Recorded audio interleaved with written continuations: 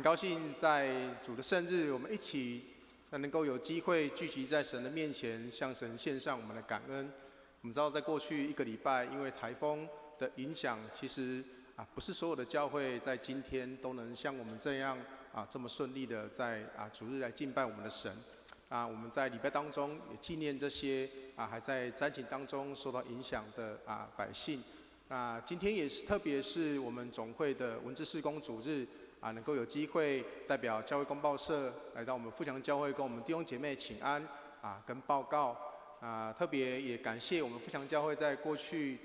一直以来对于教会公报社文字事工上面的支持跟奉献。今天特别用一个主题叫做基督徒的教会生活，要跟我们一起来做分享。在分享以前，邀请我们再次同心来祷告。亲爱的主，我们感谢你赏赐你的话语，成为我们生命当中的宝贝。主，也愿你的圣灵与我们同在。主，让我们在透过你的话语，也能够成为我们生命当中一生的帮助。也愿你的话语亲自对我们每一个弟兄姐妹来说话。我们这样祈求祷告，是奉靠耶稣基督得胜的名，阿们。在过往跟一些大专青年互动的过程当中，那有一些是牧师比较深刻的对话的交流。那有些青年很可爱他会问牧师讲说牧师，如果我们要过真正的信仰生活，难道一定要来参加教会的主日礼拜或者是服事吗？因为我最近在实验说能不能透过自己跟神的关系，然后来维持这个信仰的生活。那我想试试看，如果没有教会的生活，能不能维持这样的信仰？那我想，可能我们弟兄姐妹也曾经有听过这样子的说法，说我们今天如果去不了教会，我们就在怎么样家里过教会的生活。因为什么？因为教会是人组成的，那任何地方我们都可以过教会的生活毕竟怎么样，上帝是无所不在的上帝。或者是会思想说，我们真的需要在特定的一天，然后去到一个建筑物，才算是过教会的生活吗？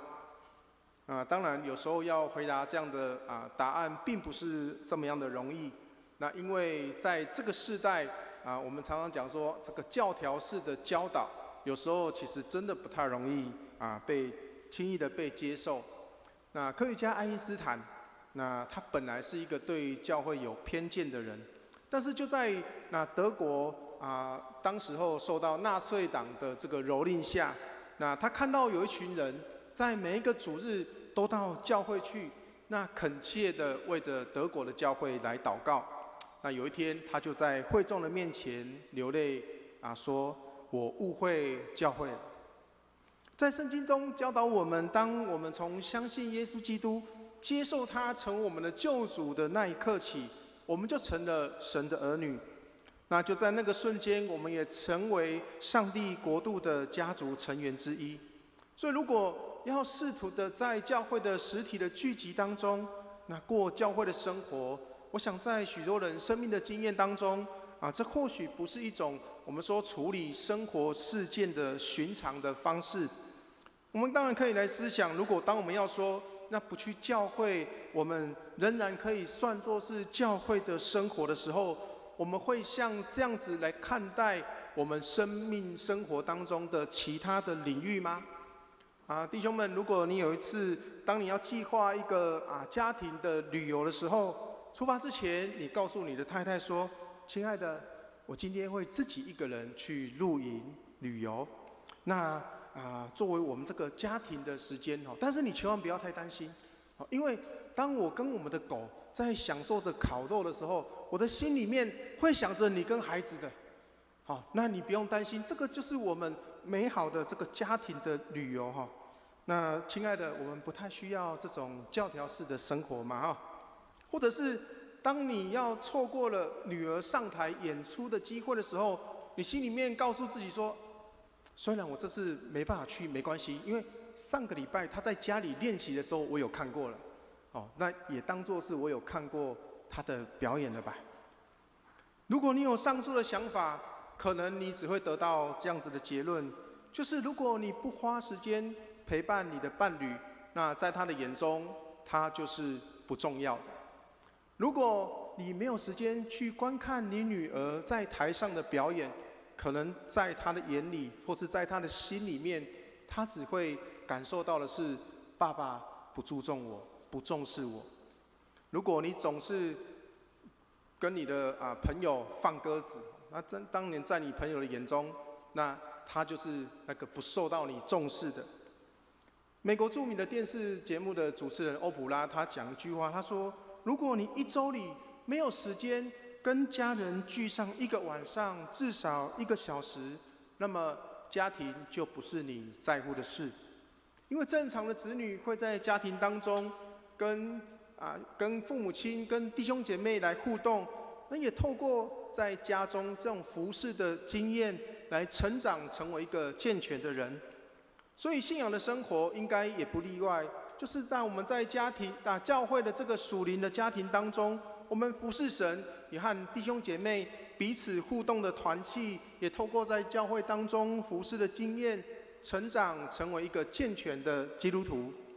在以赛亚书的58章，今天我们所读13到14节里面，他提到2个很重要的概念。第一个是从上帝获得喜乐，在和合本的翻译其实是称安息日为可喜乐的。第二个是以耶和华为乐。相信许多的牧师在他们牧会的过程当中，他们都期待要建立一间喜乐的教会。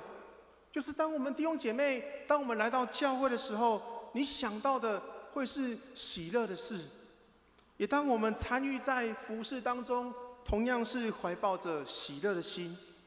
在教会当中，我们说每一个弟兄姐妹是按照自己属灵的恩赐来彼此服事。以弗所书的4章11到12节，我们一起来读好不好？请。他所赐的有使徒，有先知，有传福音的，有牧师和教师，为要成全圣徒，各尽其职，建立基督的身体。在一本书名为肢体生活当中，他将这4种的恩赐的职分比喻成体内的4大的系统。第一个，他说使徒是我们的骨骼的这个系统，身体是主干是骨骼。他说使徒就是设立这个架构，设立这个教会。那先知呢，他是神经的系统，就是他领受并且传达这个大脑的命令。所以他说先知为教会订定了这些次序。那传福音的人，他说是一个类似像消化的系统，吸收外在的饮食，让它成为身体的一部分，就是传扬福音，让未信者一起有机会成为教会的一部分。那牧师跟教师则是像循环系统，血液将这个营养传到全身，用上帝的话语来喂养我们的弟兄姐妹。当然，这是一个作者的比喻的方式，虽然它不一定这么样的准确，但是如果我们要问说哪一个系统才是最重要的，相信我们都会知道，其中没有最重要或者是最不重要的系统，只是分别各自不一样的系统在身体当中去承担自己各自的责任职责。在以弗所书刚刚我们所提4章12节，他提到说，这些都是为了要成全圣徒。做这些事情有一个很重要的目的，是要成全圣徒。我们在教会当中发现恩赐跟善用恩赐，是我们服事的起点。所以若是在教会当中，你已经找到适合你恩赐的地方，我们就忠于这一个服事。不过要提醒的是，我们的服事并不是以事工为中心，属灵的服事事实上是以关系为中心，因为事工的目的跟本质其实是在于弟兄姐妹彼此的服事。在我们事工当中，可能会有一个很大的陷阱，就是在于自我满足。若我们将自己的恩赐才干应用在合适的事工上面时，毫无疑问，我们都会享有这种满足跟喜乐。恩赐这个字的字根本身它就有喜乐跟愉快的意思，就是当与自己的恩赐相符合的事工，每一个人都会感受到这样的喜乐跟愉快。但是我们的服事并不是成为满足我们自己为目标，而是要使弟兄姐妹透过我们的服事来得着益处。特别拥有相同恩赐的同工在一起服事的过程当中，如果能看到跟自己一起服事的同工，他们的恩赐、他们的潜能被开发、被运用，有一天这个同工和我在一样的事工上面表现得比我更优秀的时候，这才是成功的服事跟事工。也因为这样，我们在事工当中，其实是要随时的去关心我们的同工，关心我们的弟兄姐妹，并且去思考怎么样去弥补他的不足，让这个同工的恩赐可以完全被开发，可以完全被运用。当然，也有可能我们的同工在某些的恩赐上面表现得比较卓越的时候，但有时候这样的想法会让我们自己落入了试探当中。这个时候，我们就必须要考虑如何去调整、改正这样的行为、这样的状况，以达到我们在教会当中所说合宜的服事。所以在这段经文里面，成全是很重要，需要被强调跟注意的。我们的服事其实是希望被服事者可以因着被人帮助而达到完全的地步。所以服事者其实本身需要有一个我们说健康的属灵心态。如果你没有领受到、经验过这样属灵成长的恩典的弟兄姐妹，如果一开始就步入了这个服事的场合，就会发现有许多的人最后他感受到的恐怕只有劳累。或许我们过去有些教会他们都会有一些建立一些观念，就是如果要参与服事者，最好是已经接受过洗礼的弟兄姐妹。当然，有时候我们可能也会借由一些方式，例如说我们可能会帮助或是邀请未信者先参与某一些教会的服事，然后要借机会让他有机会进入到教会当中。当然，这不是不可行。因为刚刚牧师提到说，服事的本质是要去建立彼此的关系。那我们可能也会期待说，让未信的弟兄姐妹透过这样的方式来与我们建立关系、认识教会。但是事实上，我们要非常小心并且谨慎地使用这样子的方式，因为如果没有去领受到我们说属灵的成长，可能最后换来的就是劳苦跟埋怨。那会造成这样的原因，就在于并不那么认识服事的本质。在圣经当中，有提到一个词叫做执事它的原文叫 diakonos， 那它是由2个字来拼凑而成当然，这个字有时候会用来指上帝的仆人，或者说耶稣的跟随者。这个字它源自于2个字的意义，第一个 diako 就是跑腿办事那这个 konia 就是灰尘的意思，2个字合起来就是你一直跑腿在帮别人办事，然后跑到整个室内都是灰尘，这样就很忙碌的意思所以就是很勤奋，然后走到这个灰尘四处飘扬。在初代的教会，执事是教会各样职分的统称当然也是最具代表性的职分。不过教会里面所有的职分其实都是服事的职分，而不是地位的象征。职位的授予、职分的授予，其实是让一个人更积极的参与在服事当中。所以所有领受这个职分的人更应该是那些弯下腰来先为其他人服事的人。在我们今天所读希伯来书的第10章提醒我们，当我们进入到教会的时候，22节说，我们一起来读，请用诚实的心和坚定的信心，用已经蒙洁净无亏的良心和清水洗过的身体来亲近上帝。然后在教会当中，24节提到彼此的关怀、激发爱心、勉励行善。特别在25节，我们再一起来读，请不要像某些人放弃了聚会的习惯，却要彼此劝勉。既然知道主的日子快到，你们更应该这样。他说，当我们这样做的时候，我们就是在建立基督的身体。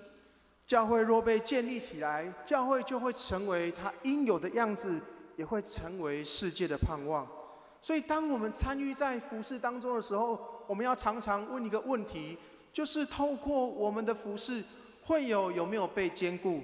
透过我们的服事，我们弟兄姐妹的信仰有没有被建立？建立不是单纯建立一个组织的意思，而是最终要让教会的弟兄姐妹生命更成熟、更完全。教会的事工终究是要帮助教会的肢体来彼此成就。所以当每一位我们的弟兄姐妹学习有耶稣长成的身量的时候，上帝的旨意就会透过我们的生活当中的每一个场合来彰显出来。有一位曾经是美国的参议院的院牧，这个夏维信牧师，他曾经在华盛顿牧会的时候，有一次他说他出差去到华盛顿以外的地区，当他要回到华盛顿的时候，他想要从飞机的窗口向下看看他的教会，感觉教会应该是蛮大间的哈，可以从飞机上看得到他们的教会。那因为改变了航道，所以当他差不多快要看到教会的时候，却没有看到。他说他反而看到了白宫，他看到了儿童医院，看到了国防大楼跟乔治城大学。可是就在那瞬间，他说他想起了在这些建筑物里面上班的弟兄姐妹、教会的同工，所以他突然领悟到的是，教会不是只有在某一条的道路上面，凡是他所牧养过的弟兄姐妹居住的地方，也就是他的教会。亲爱的弟兄姐妹，我们都是在教会里面敬拜上帝、领受上帝话语、受训练的人。当我们分散在我们所居住的环境、居住的家庭、跟我们的工作场合、我们的学校当中的时候，当我们在这些地方为主发光的时候，也是教会存在的目的。而我们众弟兄姐妹在这当中的服事，也应该聚焦在兼顾彼此的信仰。在疫情带来我们生活当中许多形态的改变或许有些时候也是信仰观念的改变。我们要思考的是，当我们去改变这些生活形态的目的是什么？是帮助我们去维持一个健康的身体。那当我们改变我们信仰观念的时候，是不是也让我们的信仰的状态更加的健康？当然，牧师也常常在思考一个问题，就是如果在线上就可以听讲道，为什么要来教会？我自己可能整理出几个答案。第一个就是敬拜赞美。敬拜赞美让我们感受到这种上帝临在的重要的礼拜仪式当中，教会借着敬拜赞美，也在足坛献上我们的赞美祭跟我们的感恩祭。在出埃及记的29章42节，他提到，这要在耶和华面前，在会幕的门口，作为你们世世代代经常献的燔祭，我要在那里与你们相会，和你们说话。所以透过献祭，上帝要与我们相会，和我们说话。我想来到教会，实际参与在敬拜赞美的过程当中，跟我们透过电脑的荧幕在赞美，是有很大的不同的感受跟差异。抱歉。第二个是我们彼此的祷告跟服事。当然，代祷是可以随时随地为着彼此来代祷。但是当你到教会来之后，有教会的牧师为你按手的祷告，教会的长执为你按手祷告，或者是弟兄姐妹彼此牵着手，为着我们的需要交托给上帝的时候，我想这样子的陪伴是无可取代。来到教会时，我们也借着再次的彼此服侍，在教会当中有很多样不同的恩赐，来领受到上帝对我们的弟兄姐妹的爱。跟旁边的弟兄姐妹说，上帝要借着你为教会带来祝福。弟兄姐妹，上帝要借着我们每一个弟兄姐妹为教会带来祝福。最后也是最重要的，就是透过与属灵的家人建立亲密的关系，进而跟上帝建立亲密的关系。当然，我们在礼拜中，我们会聚焦在上帝的话语，聚焦在领受教导。在我们信仰告白里面，我们的使徒信经他提到圣徒的相通。使徒信经大约是在主后的6到7世纪，内容基本的定型。所以写入这个，我们已经练了将近1400多年的信仰告白，就表示在信仰的经验上面，这个是一个圣徒相通，是一个非常重要的元素。所以当我们来到教会的时候，弟兄姐妹彼此的互动，也是圣徒相通很重要的一环。另一种的圣徒相通，就是生活在不同的时代、不同时空的基督圣徒，共同参与在一个我们说延续性的事工当中。例如，或许我们当中目前现在在这里做礼拜的弟兄姐妹，可能你的父母亲，或是你的祖父母，或是你的曾祖父母，一起都曾参与过不同时期的富强教会。所以当这些世世代代所累积起来所建造的富强教会，就成为了我们今天所看到的，而我们现在也正参与在建造富强教会重要的事工上面。当然，教会公报的事工也即将迈入140年的时间。作为21世纪的基督徒，牧师要邀请我们一起参与在这个跨越时空重要意义的事工当中。相信若不是出于上帝的计划，我们现代的圣徒要怎么跟历代的圣徒，例如巴克里牧师、甘维林牧师这些宣教士，我们一同有份参与在这一个已经维持将近140年的事工当中。尽管教会公报社已经经历过很多不同的时代，一直到现在，甚至有这个 TCNN， 就是我们说网络上面的新闻报。在这个事工当中，是多少历世历代不同的圣徒，或许你的父母亲、你的祖父母、你的曾曾祖父母，他们都参与过的事工，而如今我们也同样有份于在这个事工当中。接下来要邀请我们来观看一段教会公报社他们的影片，也让我们可以了解他们在这一年近几年他们所推广、所参与的事工。